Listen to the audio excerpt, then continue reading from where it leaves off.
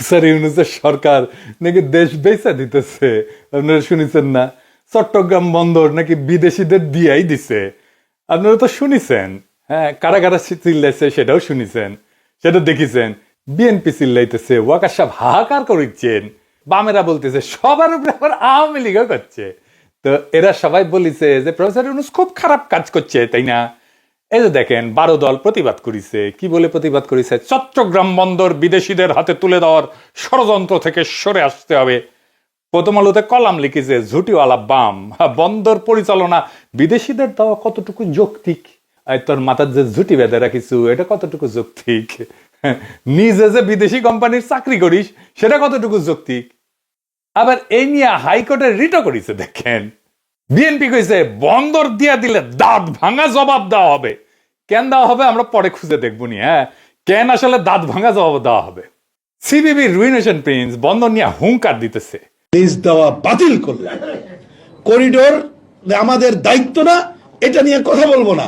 বরঞ্চ আমি বলি যে জনগণকে আসেন, ঐক্যবদ্ধ আমরা করি যে আমাদের ভূ রাজনৈতিক কারণে চট্টগ্রাম বন্দর করিডোর এবং বঙ্গোপসাগরে কোনো আধিপত্যবাদী শক্তি বা সাম্রাজ্যবাদী শক্তিকে ওইখানে আসতে দেব না। আসলে পুরো বাংলাদেশের মানুষ রুখে দাঁড়াবো। এইটাই বিষয়ে আমাদের ঐক্যবদ্ধতা দরকার, অন্য কোনো কারণে প্রয়োজন। করিডোর নিয়ে হুঙ্কার দিতেছে। উই বুঝে করিডোর, উই বুঝে বন্দর।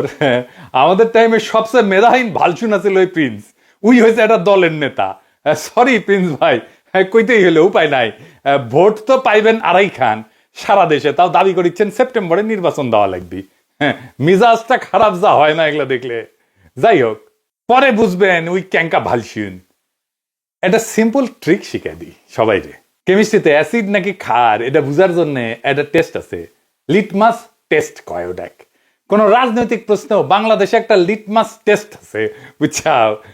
সিপিবি কোন লাইন না এটা দেখবেন, ওটাই ইন্ডিয়ান লাইন, বুঝেছ? মানে সিপিবি মানে ইন্ডিয়া, ওটাই ইন্ডিয়ান পলিটিক্স।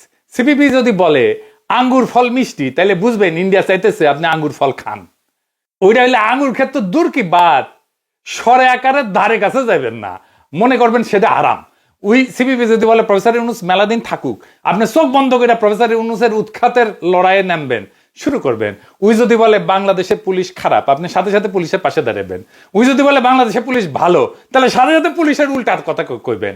তার মানে ওই যা কবে তার উল্টা দিকে দাঁড়াবেন। যাই হোক, এমনকি তারেক রহমান কইছেন বন্দর ব্যবস্থাপনা বিদেশিদের হাতে তুলে দেওয়া অন্তর্বর্তীকালীন সরকারের কাজ না।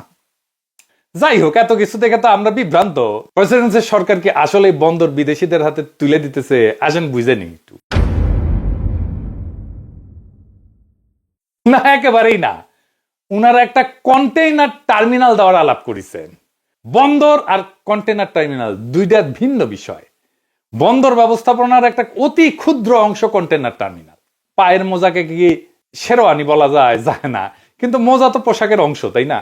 খুবই ক্ষুদ্র অংশ। তাও আমরা পুরো বিষয়টা বুঝে নিই পরিষ্কারভাবে। কন্টেইনার টার্মিনাল ব্যবস্থাপনা এবং বন্দর ব্যবস্থাপনা এই দুইটা আসলে কি? এই যে রাজনৈতিক দল, সোশ্যাল মিডিয়া অ্যাক্টিভিস্ট বন্দর কন্টেইনার টার্মিনাল সব সমার্থক শব্দ হিসেবে ব্যবহার করতেছে। এরা পাবলিককে বুঝাচ্ছে যে এই দুইটা আসলে এক, কিন্তু প্রকৃতপক্ষে এদের কার্যক্রম দায়িত্বের পরিসর সম্পূর্ণ আলাদা। বন্দর একটা বৃহত্তর জটিল ব্যবস্থা, সেখানে কন্টেইনার টার্মিনাল হলো একটা ক্ষুদ্রাংশ, অতি ক্ষুদ্র অংশ। বন্দর ব্যবস্থাপনা আসলে কি? বন্দর হইলে একটা সামুদ্রিক বা নদী তীরবর্তী স্থাপনা। এখানে কি হয়? 1 নাম্বার, জাহাজ থেকে পণ্য ওঠানামা করে। 2 নাম্বার, এখানে সংরক্ষণ করা হয়। 3 নাম্বার, এখানে শুল্ক নিষ্পত্তি করা হয়। 4 নাম্বার, পরিবহন সংক্রান্ত সমস্ত কার্যক্রম পরিচালিত হয়।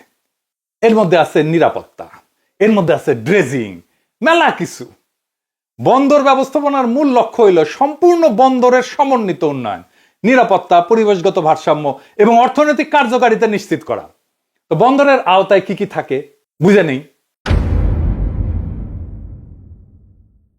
বিভিন্ন ধরনের টার্মিনাল থাকে। যেই টার্মিনাল দেওয়ার কথা হচ্ছে, টার্মিনাল ওভার একরকম না, কিন্তু মেলা ধরনের টার্মিনাল আছে। কি কি টার্মিনাল?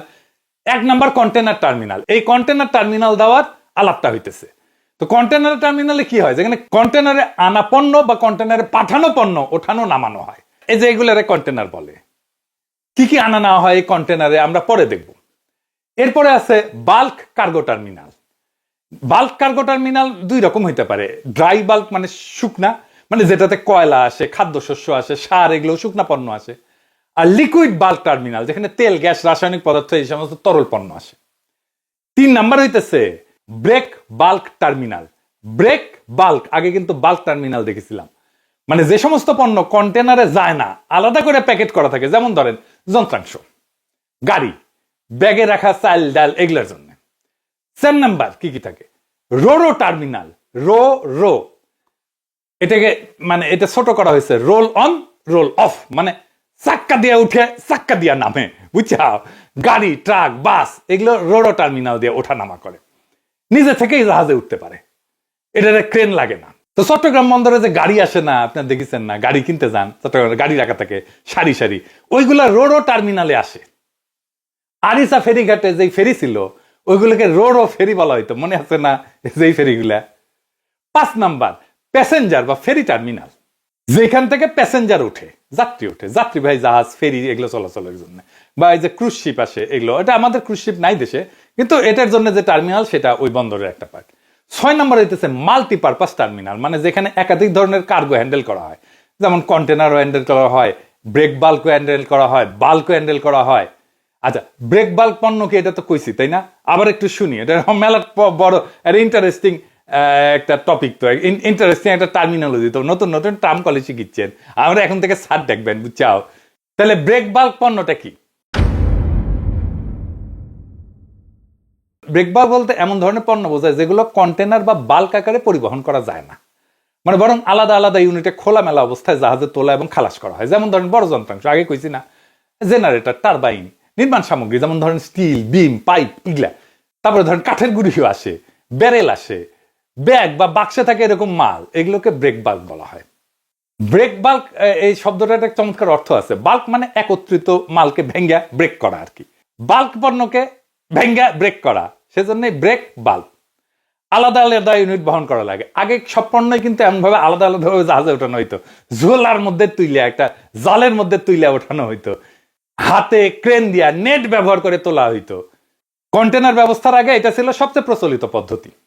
সংক্ষেপে বললে ব্রেক বাল্ক পণ্য হইতেছে আলাদাভাবে বহনযোগ্য এবং ভারী মাল, যেগুলো কন্টেনারের মধ্যে ঢুকানো যায় না এবং বাল্ক আকারেও যায় না আর কি, বরং একক ইউনিট হিসেবে জাহাজে ওঠানো এবং খালাস করা হয়।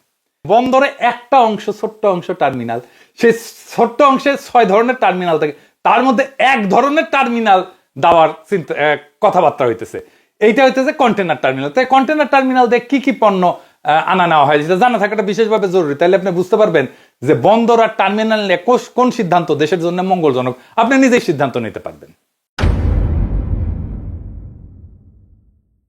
এই যে স্ট্যান্ডার্ডাইজ কন্টেনার, এই যে একই মাপের সব কন্টেনার, বুঝছেন, এইখানে মোড়ানো পণ্য ওঠানামা করে, যা জাহাজে বা ট্রেনে বা ট্রাকে সহজে স্থানান্তর করা যায়। কন্টেনার শুদ্ধে চলে যায় কিন্তু এক জায়গা থেকে আরেক জায়গায়। যেমন কি কি থাকে, যেমন ইলেকট্রনিক্স, মোবাইল, টিভি, গৃহস্থালী যন্ত্রপাতি, শিল্প যন্ত্রপাতি, কার, যন্ত্রাংশ, ইন্ডাস্ট্রিয়াল মেশিন, প্রক্রিয়াজাত খাদ্য, প্যাকেটজাত খাবার, বোতলজাত পানীয়, রপ্তানিমুখী গার্মেন্টস, তারপরে শিল্প ব্যবহৃত যেগুলো নিরাপদ রাসায়নিক, যেটা লিকুইড কার্গোতে দেওয়ার দরকার নাই, কাঁচামাল, যেমন স্টিল, প্লাস্টিকের গুঁড়া, টেক্সটাইলের রোল, তারপরে হিমায়িত পণ্য, মানে যেগুলো ফ্রিজে করে আসে, শীতল কন্টেনারে যেমন মাছ আসে, মাংস আসে, ফল আসে, তারপরে ভ্যাকসিন আসে, ওষুধ আসে, ওষুধের কাঁচামাল আসে। এই ধরনের নিয়ন্ত্রিত তাপমাত্রায় রাখতে হয় এরকম কিছু জিনিস এই কন্টেনার টার্মিনাল দিয়ে আসে। এই নিয়ন্ত্রিত তাপমাত্রায় থাকা পণ্য দ্রুত খালাস করতে হয়, কারণ এখানে পণ্য দ্রুত খালাস না করলে এটা পচে যাবে, খুব ক্রুশিয়াল এটা। কন্টেনার টার্মিনাল হলো বন্দরের একটা বিশেষায়িত অংশ, যেখানে শুধুমাত্র এই যে স্ট্যান্ডার্ডাইজ কন্টেনার, এটা বললাম, এটা ওঠানামা, সংরক্ষণ এবং বিতরণের কাজ হয়। 3টা কাজ হয় মাত্র, ওঠানামা, সংরক্ষণ এবং বিতরণ। এর মূল লক্ষ্য হলো দ্রুত দক্ষতার সাথে কন্টেনার হ্যান্ডলিং করা, নামানো উঠানো, নামানো উঠানো, চালান করে দেওয়া। এর প্রধান কাজগুলো কি? জাহাজ থেকে কন্টেনার খালাস এবং তোলার ব্যবস্থা, ট্রেনের অপারেশন। 2 নাম্বার কন্টেনার ইয়ার্ডের স্ট্যাকিং বা ট্রাকে লোড করা। 3 নাম্বার ডিজিটাল ট্র্যাকিং সিস্টেম, যেমন টার্মিনালের অপারেটিং সিস্টেম, কোনটা আসলো, কোনটা ঢুকলো, কোনটা আমি নামাইলাম, কোনটা পাঠিয়ে দিলাম, এই সমস্ত। 4 নাম্বার হচ্ছে শিপিং কোম্পানির সাথে সময়সূচি সমন্বয় করা। এই মাত্র কয়েকটা কাজ, বুঝছেন, এতে কিন্তু কন্টেনার টার্মিনালটি খুব জরুরি বিষয় একটা অর্জন করতে হয়। কি সেটা? কন্টেনার টার্মিনালে দ্রুত লজিস্টিক্সের একটা বিশেষ গুরুত্ব আছে। দ্রুত লজিস্টিক্সে কি? এটা অন্যান্য টার্মিনাল থেকে আলাদা। এর কারণগুলো হইতেছে দ্রুত লজিস্টিক মানে তাড়াতাড়ি করে বের করতে হবে এটা জিনিস। কেন এটা গুরুত্বপূর্ণ? কারণ এটা গ্লোবাল সাপ্লাই চেইনের কেন্দ্রবিন্দু এই কন্টেনার টার্মিনাল, আন্তর্জাতিক বাণিজ্যের মূল হাব এটা। এখানে shipping line, multinational company, railway, tracking সার্ভিসের সমন্বয়ে একটা জটিল নেটওয়ার্ক কাজ করে। যেমন ধরেন বাংলাদেশের চট্টগ্রাম বন্দর থেকে ইউরোপের একটা কারখানায় কাঁচামাল পৌঁছাইতে সমুদ্র তো লাগবেই, রেল লাগবে, ট্রাক লাগবে, সব মোডে দ্রুত স্থানান্তর জরুরি। সামান্য বিলম্বে পুরো প্রোডাকশন লাইন থেমে যেতে পারে। 2 নাম্বার, এখানে বড় বড় জাহাজ আসে এবং এখানে অপারেশনাল খরচ আছে। আধুনিক কন্টেনার জাহাজগুলা অনেক বড়, এইটাকে 20,000 কন্টেনার ইউনিট বলা হয়। 20,000 জাহাজগুলো 20,000 কন্টেনার ইউনিট মানে 20,000 কন্টেনার একটা জাহাজে থাকে। তার মানে বিশাল জাহাজ, এই ধরনের জাহাজ যদি দাঁড়ায়ও থাকে তাহলে ঘন্টা প্রতি 10,000 থেকে 15,000 ইউএস ডলার খরচা হয়। একদিন যদি দেরি হয় মাল লোড করতে তাহলে 2,40,000 ডলার বেশি টাকা গুনতে হবে। এইটার পুরা চার্জ গিয়ে কোথায় পড়বে বলেন? কোথায় পড়বে? আপনার আমার উপরে। কারণ যে পণ্য আনা হইতেছে সেই পণ্য বেচেই তো টাকাটা তোলা হবে, তাই না? তো এটা তো কেউ নিজের পকেট থেকে দিয়ে দেবে না। এখন ভাবেন তো যদি 2 দিন দেরি হয় মাল আনলোড করতে তাহলে কত হবে? কত হবে চিন্তা করেন। শুধু কি আমদানি, রপ্তানির সময় যদি লোড করতে সময় লাগে তাহলে তো রপ্তানিতে লাভের গুড় পিঁপড়ায় খেয়ে নেবে। জাহাজ দাঁড়ায় থাকবে, টাকা গুনতে হবে আমাদের গার্মেন্টস এর মালিকদেরকে। তাহলে করণীয়টা কি? যেহেতু কন্টেনারের আকার একই রকম এবং হ্যান্ডেলিং প্রোটোকল এটা স্ট্যান্ডার্ড, সেই জন্য এটা অটোমেশন করা যায়। এখানে যন্ত্রের মাধ্যমে দ্রুত প্রসেসিং সম্ভব। একদম যন্ত্র একদম এআই দিয়ে দেবেন, যন্ত্র কাটাকাট নামায় ফেলবে। প্রত্যেকদিন হাজারো কন্টেনার হ্যান্ডেলিং করতে গেলে স্বয়ংক্রিয় ক্রেন লাগবে এবং আর্টিফিশিয়াল ইন্টেলিজেন্স ভিত্তিক প্ল্যানিং সফটওয়্যার লাগবে এবং রোবোটিক সিস্টেম লাগবে। এটা আমাদের নাই, একেবারেই নাই। এই জন্যই আমাদের মালপত্র নামাইতে এবং উঠাইতে প্রচুর সময় লাগে। আর ধরেন টাইম সেন্সিটিভ কার্গো, যেমন ধরেন আমি বললাম যে মাছ, মাংস, ফল, ভ্যাকসিন, ওষুধ, এই সমস্ত পণ্য দ্রুত ট্রানজিট চায় না তো পচন শুরু হয়ে যায়। তারপরে ধরেন ইভেন ইলেকট্রনিক্স, ফ্যাশন পণ্য, স্মার্টফোন, ফ্যাশন গার্মেন্টস এর মডেল দ্রুত পরিবর্তন হয়ে যায় না? আমার এখানে যদি 1 মাস দাঁড়ায় থাকে তাহলে 1 মাসে তো মডেলই চেঞ্জ হয়ে যাবে, অপ্রাসঙ্গিক হয়ে যাবে তো মডেল। শিল্পে একটা টার্ম আছে জাস্ট ইন টাইম, যে আইটি বলে, মানে ঠিক যখন দরকার তখনই আপনি জিনিসটা পাইলেন, আপনার কাঁচামাল পাইলেন। ধরেন আপনি বিরিয়ানি খাবেন মাসের 31 তারিখ, তো আপনি কি মাসের 1 তারিখে মাল সামান কিনে রাখবেন? তা তো রাখবেন না। আপনি 31 তারিখ সকালবেলা মাল কিনবেন অথবা আগের দিন কিনবেন বড় জোর, তাই না?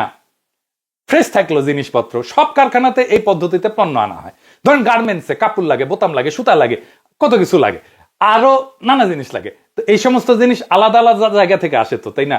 তো যেদিন আমি প্রোডাকশন করব ঠিক তার আগের দিন যদি সব আইসা হাজির হয় তাহলে আমার স্টোরেজের স্পেস কম লাগে, তো টাকাও কম লাগে। কারণ আমি যাই কিনি না কেন সেটা ব্যাংক লোন দিয়ে কিনি। আমার এটা যদি ব্যাংক লোন দিয়ে কিনলাম, আমার এটা প্রোডাকশনে গেল না, স্টোরে পৌঁছতেছে, তাহলে তো আমাকে এই কাঁচামাল থেকে ফিনিশ পণ্য বানাইতে যত বেশি টাইম লাগবে আমার কাঁচামালের দাম বাড়তে থাকবে। কারণ ব্যাংকের ইন্টারেস্ট তো এটাতে যুক্ত হইতে থাকবে।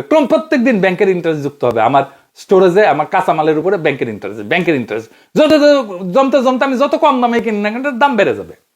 অন্য টার্মিনালের সাথে একটা পার্থক্য কি? যেমন ধরেন যে এই যে ব্রেক বাল্ক টার্মিনাল বললাম বা ড্রাই টার্মিনাল বললাম, শুষ্ক পণ্য টার্মিনাল বললাম, এটা ধরেন চাল, সিমেন্ট, কয়লা, এগুলো লোড আনলোডে ম্যানুয়াল লেবার, সাধারণ যন্ত্রপাতি ব্যবহার করলেই যথেষ্ট।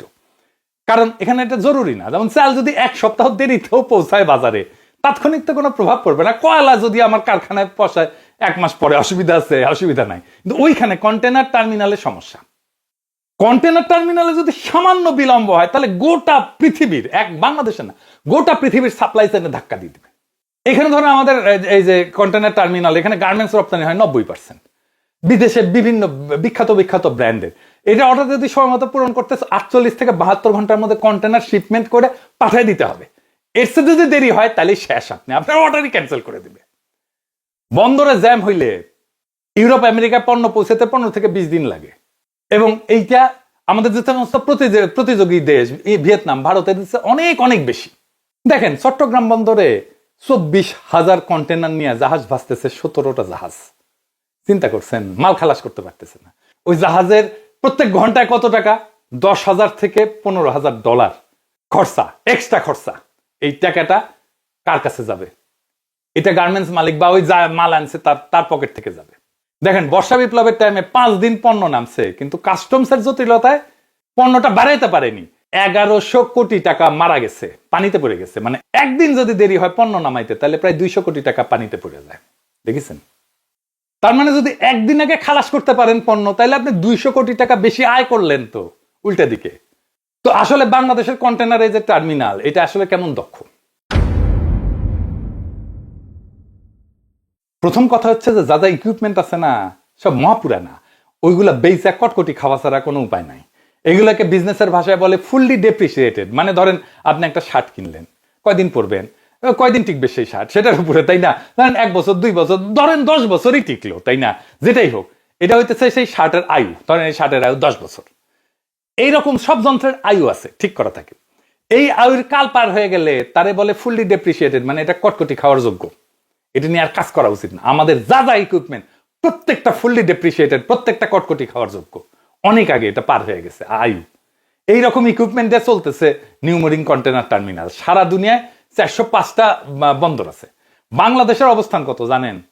337তম। এই যে মা মা আমিনা লাড্ডু গুড্ডু হয়েছে ওই রকম আর কি। তা এইরকম টার্মিনাল ব্যবস্থাপনা আমরা চাই নাকি দক্ষতা চাই? অদক্ষ টার্মিনালে জাহাজ ভিড়ে না, জাহাজ রুট পরিবর্তন করে দীর্ঘটি টার্মিনাল থেকে আন্তর্জাতিক শিপিং লাইন গুলো অন্য বন্দর বেছে নেয়। কলম্বো নিবে, সিঙ্গাপুর নিবে। আমি যদি বন্দর ব্যবস্থাপনার কন্টেনার টার্মিনালের ব্যবস্থাপনার পার্থক্যের মূল বিষয়গুলো একটা টেবিল আকারে দেখাই, তাহলে আপনাদের বোঝা সুবিধা হবে, পলিটিক্যাল পার্টিগুলো বোঝা সুবিধা হবে। আসেন এটা একটু দেখি, ওনাদের একাডেমিক একটা এক্সারসাইজ হবে। এইটা স্যার আপনারা টেবিল করে দেখান না, বন্দর ব্যবস্থাপনার কন্টেনার টার্মিনাল ব্যবস্থাপনা। বন্দরের পরিসর কি? এটা সমগ্র বন্দর এবং এর সকল সমস্ত সুবিধা হচ্ছে বন্দর ব্যবস্থাপনার পরিসর। আর কন্টেনার টার্মিনালের পরিসর হচ্ছে শুধুমাত্র কন্টেনার সম্পর্কিত অপারেশনটাই তার পরিসর। 2 নাম্বার দায়িত্ব। বন্দর ব্যবস্থাপনার দায়িত্ব বহুমুখী, নিরাপত্তা, পরিবেশ, আইন, এগুলো সবকিছু, ট্যাক্সেশন সবকিছু। আর কন্টেনার টার্মিনালের পরিসর দায়িত্ব কি? সেটা হচ্ছে বিশেষায়িত কন্টেনার লজিস্টিক্স, শুধুমাত্র কন্টেনার লজিস্টিক্স। 3 নাম্বার স্টেক হোল্ডারকে, মানে কারা এটার সাথে যুক্ত। বন্দর ব্যবস্থাপনায় যুক্ত সরকার, শিপিং কোম্পানি, আমদানি রপ্তানিকারক। আর কন্টেনার টার্মিনালের স্টেক হোল্ডারকে, কন্টেনার টার্মিনালের স্টেক হোল্ডার হচ্ছে অপারেটর, শিপিং লাইন এবং ট্র্যাকিং কোম্পানি। এই 3টা। টেকনোলজি কি কি লাগে? বন্দর ব্যবস্থাপনায় সমন্বিত নেভিগেশন সিস্টেম লাগে, গভীর সমুদ্র খনন লাগে। আর কন্টেনার টার্মিনালে কি লাগে? অটোমেটেড গাইডেড ভেহিকেল লাগে, রোবোটিক ক্রেন লাগে, এই লাগে। এই পার্থক্য দেখাটা গুরুত্বপূর্ণ কেন? কারণ স্পেশালাইজেশনের প্রয়োজনীয়তা। কন্টেনার টার্মিনালে টেকনোলজি, অপারেশনাল দক্ষতা প্রয়োজন। অন্যদিকে বন্দর ব্যবস্থাপনায় নীতি, কৌশলগত দৃষ্টিভঙ্গি গুরুত্বপূর্ণ। বন্দর ব্যবস্থাপনায় যেটা দরকার সেটা কন্টেনার টার্মিনালের উপরে চাপে দিছে রাজনৈতিক দলগুলো। এতই বালশুন, এতই মূর্খ সোদা, এগুলা কিছুই বুঝে না। যদি এটা কন্টেনার টার্মিনালের সমস্যা হয় তাহলে শুধু টার্মিনালের অপারেশন দায়ী হয়, কিন্তু বন্দরের সামগ্রিক অবকাঠামো দুর্বল হইলে পুরা বন্দর ক্ষতিগ্রস্ত হয়। দুটো আলাদা জিনিস। আর বিনিয়োগ, ধরেন কন্টেনার টার্মিনালে বিনিয়োগ কিসে হয়? বিনিয়োগ হয় যন্ত্রপাতি, সফটওয়্যারে। আর বন্দরে বিনিয়োগ হয় গভীর সমুদ্র খননে, রেল সংযোগে, এই ধরনের অবকাঠামোতে। বন্দর আর কন্টেনার টার্মিনালের সম্পর্ক অনেকটা শহর আর তার শিল্পাঞ্চলের মতো। বন্দর ব্যবস্থাপনা হলো বৃহত্তর পরিকল্পনা, আর কন্টেনার টার্মিনাল হলো সে পরিকল্পনার অধীনে একটা উচ্চ বিশেষায়িত ইউনিট। উভয় সমন্বয়ে আধুনিক বাণিজ্য এবং লজিস্টিক্সের চাকা সচল থাকে। আমরা খুব বিস্তারিতভাবে আলাপ করলাম যে আমরা বন্দর ব্যবস্থাপনা কাউকে দিতে চাইতেছি না, দেওয়ার প্রশ্নই ওঠে না।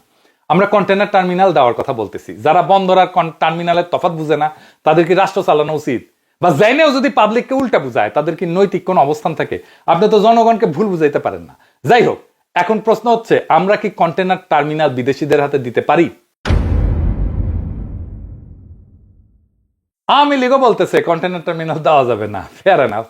তো তার আমলে, মানে গত হাসিনার অবৈধ সরকারের আমলে পতেঙ্গা কন্টেনার টার্মিনাল, সৌদি আরবের রেড সি গেটওয়ে টার্মিনাল বা RSGT কে দেওয়া হয়েছিল।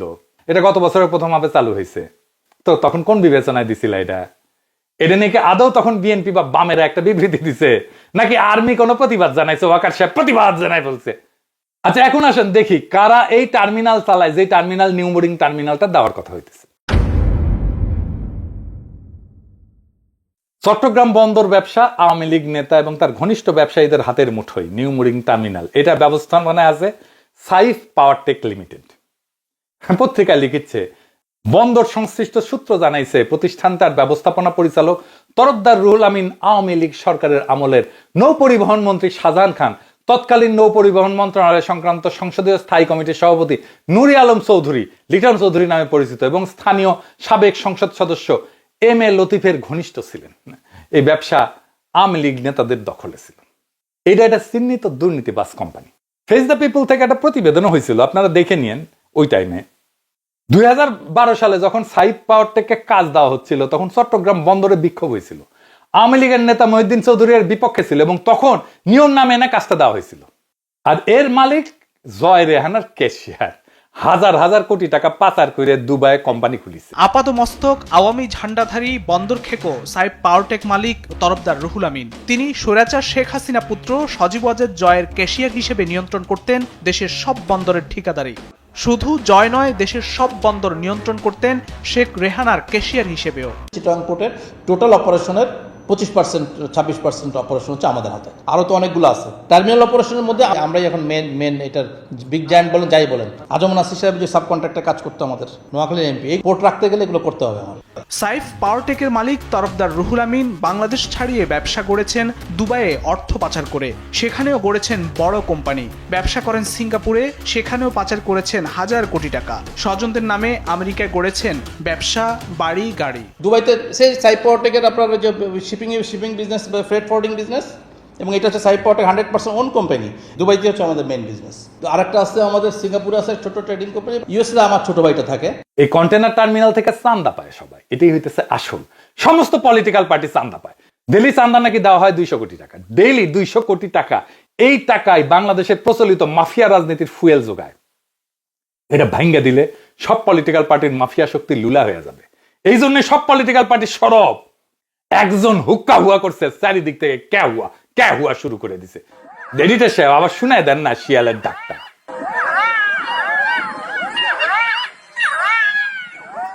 এই সাইফ পাওয়ারটেক একটা ফুটা পয়সা বিনিয়োগ করে নাই। যারা আসবে তারা বিনিয়োগ করবে, নতুন যন্ত্রপাতি আসবে, আমাদের প্রযুক্তিগত উন্নয়নের জন্য ইনভেস্টমেন্ট এবং আরো এফিসিয়েন্সির জন্য বেটার ম্যানেজমেন্ট লাগবে। আমরা এটা বিদেশি কোম্পানির কাছ থেকে পাবো। আমরা প্রত্যেক দিন এই টার্মিনালের অদক্ষতার জন্য 10 কোটি টাকা লস দিই। 10 কোটি, সারা বছরে 3,500 কোটি টাকা লস দিচ্ছি। আমরা এই লস আবার দিয়ে যাবো এক সাইফ পাওয়ারটেককে দেওয়ার জন্য, আর রাজনীতিবিদদেরকে চান্দা দেবে সেই জন্য। সারা দুনিয়া টার্মিনাল অনেক বিদেশি কোম্পানি থাকে। সিঙ্গাপুরের পিএসএ 70-এর বেশি টার্মিনাল ম্যানেজ করে, আর এপিএম নেদারল্যান্ডস 55টার বেশি টার্মিনাল ম্যানেজ করে, হংকং এর হাসিজন করে 50টার বেশি টার্মিনাল ম্যানেজ করে। কোন দেশি কোম্পানি বিলিয়ন ডলার ইনভেস্ট করবে এখানে? ও তো টাকা পাচার করবে। নাম বলেন শুনি তো, কে করবে? একটা কাম করতে যাবে, সেখানে বাগড়া দেওয়াটা কি রাজনৈতিক দলের কাজ? কই জলে সেটা তো বুঝি। জলে তো টাকা চান্দার সোর্সটা বন্ধ হয়ে যাবে। এইবার শেষ কথা, চট্টগ্রাম বন্দরের নামে হাহাকার না, দুর্নীতির করিডোরে চাঁদাবাজদের কফিনে শেষ পেরেক ঠোকার সময় এই সময়টা। আজ যারা বন্দর বিক্রি বলে কান্নাকাটি করতেছে, তাদের কান্নার উৎস দেশপ্রেম না, চান্দাবাদীর লাইন কেটে যাওয়ার ভয়। চট্টগ্রাম কন্টেনার টার্মিনালকে বিদেশি কোম্পানির হাতে দেওয়ার প্রস্তাব আসার পর থেকে যাদের গলা ফাটতেছে, তারা কিন্তু মুখে উচ্চারণ করতেছে না যে এই টার্মিনাল এতদিন ছিল সাইফ পাওয়ারটেকের হাতে, একটা দুর্নীতিগ্রস্ত মাফিয়া চালিত কোম্পানির হাতে, আওয়ামী বান্ধব কোম্পানির হাতে, আওয়ামী লীগের লোকের হাতে, যাদের মালিকারা শেখ হাসিনার পরিবারের ক্যাশিয়ার ছিল, আর যাদের মাধ্যমে হাজার হাজার কোটি টাকা পাচার হয়েছে। এই টার্মিনাল প্রত্যেক বছর 3,500 কোটি টাকা লস করতেছে, অথচ 1 টাকাও বিনিয়োগ না করে সাইফ পাওয়ারটেক অপারেশনের উপর গড়ছে ক্ষমতার চাঁদা বাণিজ্য। এইটা শুধু একটা কোম্পানির লুট না, এটা পুরা বাংলাদেশের প্রবৃদ্ধির গলায় দড়ি। তাই আজ যারা বিরোধিতা করতেছে, তারা কি এই লুট বন্ধ করতে চান, নাকি সেই লুটের অংশীদার হারায় অস্থির হয়ে গেছেন? প্রফেসর ইউনূসের সরকার এই দুর্বৃত্তের শৃঙ্খল ভাঙার সাহস দেখাইছেন, এবং সেটাই আজকে দেশের রাজনৈতিক মাফিয়াদের গায়ে আগুন ধরায় দিছে। বিশ্বের উন্নত বন্দরগুলা সিঙ্গাপুর, রটরডাম, হংকং, এই দেশের আন্তর্জাতিক অভিজ্ঞ কোম্পানিগুলো কাজ করে, তারা বিনিয়োগ করে, আধুনিক যন্ত্রপাতি আনে, অটোমেশন চালু করে। আমাদের দরকারও সেটা। আর প্রয়োজন দেশের জন্য কাজ করতে ইচ্ছুক সাহসী নেতৃত্ব, যারা শেখ হাসিনার চিহ্নিত লুটেরা কোম্পানির দখলদারিত্ব থেকে এই জাতীয় সম্পদ উদ্ধার করতে পারে। এই লড়াইটা শুধু একটা টার্মিনালের না, এটা হলো মাফিয়া বনাম মানুষ, দুর্নীতি বনাম দক্ষতা এবং চাঁদাবাজ রাষ্ট্র বনাম জনগণের রাষ্ট্রের লড়াই। এই লড়াইয়ে আপনি কোথায় দাঁড়াবেন, এটা এই সময়ের সবচেয়ে গুরুত্বপূর্ণ প্রশ্ন। এই প্রশ্নের ফয়সালা আপনিই নিজে করতে পারবেন। এখন আপনার সব তথ্য আছে, সব জানলেন, সবকিছু ফাঁস করে দেওয়া হলো। আপনি এবার সিদ্ধান্ত নেন, আপনি কোন পক্ষে। ইনকিলাব জিন্দাবাদ।